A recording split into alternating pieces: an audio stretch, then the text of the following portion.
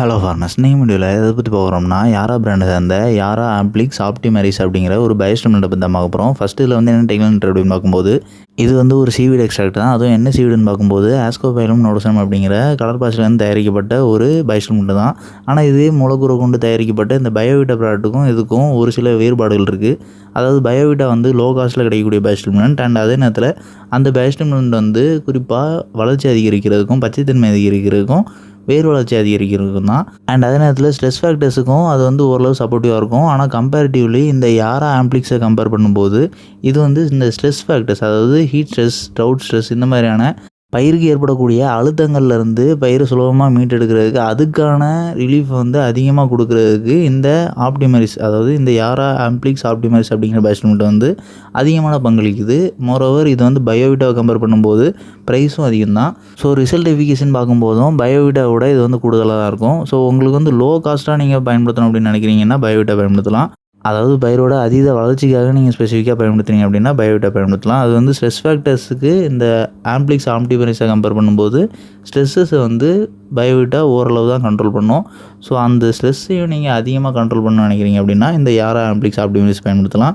So இதில் வந்து ஆஸ்கோபைலம் நோடோசம் extract இருக்குது. அண்ட் இது இல்லாமல் பொட்டாசியம் வந்து 7.5% இருக்குது. அதாவது தோராயமாக ஒரு லிட்ரு இந்த பயோஸ்டிமுலண்ட்டில் வந்து 76 கிராம் பொட்டாசியம் வந்து இருக்குது. ஸோ இந்த பொட்டாசியம் வந்து பயிரோட ஒவ்வொரு நிலை வளர்ச்சியிலையும் முக்கியமான அங்கம் வகிக்கும்.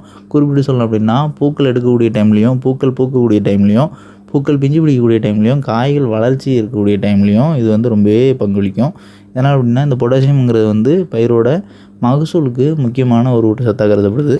ஸோ இதில் வந்து பொட்டாசியம் இருக்குது. அண்ட் நெக்ஸ்ட் இதோட செயல்பாடை பற்றி பார்த்துடலாம். ஃபஸ்ட்டு இந்த பயோஸ்டிமுலண்ட்டை பயன்படுத்தலாம்னா பயிரோட ஒளிச்சேர்க்கை வந்து அதிகரிக்குது. ஸோ ஒளிச்சேர்க்கை அதிக அளவு நடக்கிறதுனால வேர் வளர்ச்சி வந்து இயல்பாக நடக்கிறத காட்டிலும் கூடுதலாக இருக்குது. ஸோ வேர் வளர்ச்சி இயல்பாக நடக்கிறத காட்டிலும் கூடுதலாக இருக்கிறதுனால மண்ணில் வந்து ஊட்டச்சத்துக்கள் உறிஞ்சுதல் வந்து கூடுதலாக இருக்குது. அதாவது நார்மலாக ஒரு பயிர் வந்து ஊட்டச்சத்து மண்ணில் இருந்து உறிஞ்சுற அளவு காட்டிலும் கூடுதலான அளவில் உரியுது. ஸோ இந்த மாதிரி ப்ராசஸ் நடக்கக்கூடிய அதே டைமில் நீங்கள் மண்ணில் உரமிடக்கூடிய அளவு வந்து அதிகரிக்கணும். குறிப்பாக ஆர்கானிக் ஃபெர்டிலைசர்ஸ் வந்து நீங்கள் அதிகமாக இந்த மாதிரி டைமில் உரமிடும்போது சுலபமாக அந்த ஊட்டச்சத்துக்கள் எல்லாமே உறிஞ்சுறதுக்கான வேர்கள் வந்து மண்ணில் அதிகமாக பாயும். ஸோ இந்த ஸ்டேஜில் பயிரோட வளர்ச்சிக்கு தேவையான ஊட்டச்சத்துக்கள் அதிக அளவு மண்ணில் வந்து உறிஞ்செடுக்கப்படுது. ஸோ இதெல்லாம் நடக்கிறதுனால கொப்புகள் அதிக அளவு தூண்டப்பட்டு அதிகமான கொப்புகள் வளர்கிறதுனால அதிகமான பூக்கள் எடுக்க வைக்குது. ஸோ இது எல்லாமே பேரலாக நடக்கும். அண்ட் அதே நேரத்தில் மண்ணில் இருந்து ஊட்டச்சத்துக்கள் உறிஞ்சுறது வந்து ஈக்குவலைஸ்டாக உறிஞ்சும். அதாவது பயிருக்கு தேவைப்படக்கூடிய சத்துக்கள் எல்லாம் போதுமான அளவு, அப்படி இல்லைன்னா பேலன்ஸ்டு ஸ்டேட்டில் வந்து மண்ணில் வந்து பயிர் வந்து உறிஞ்செடுக்கும். ஸோ இந்த மாதிரி நடக்கும்போது பயிரோட வளர்ச்சி வந்து சீரான வளர்ச்சியில் இருக்கும். அதாவது எல்லா கொப்புகளும் ஒன்று போலே துளிர்விட்டு ஒன்று போலே பூக்கும்.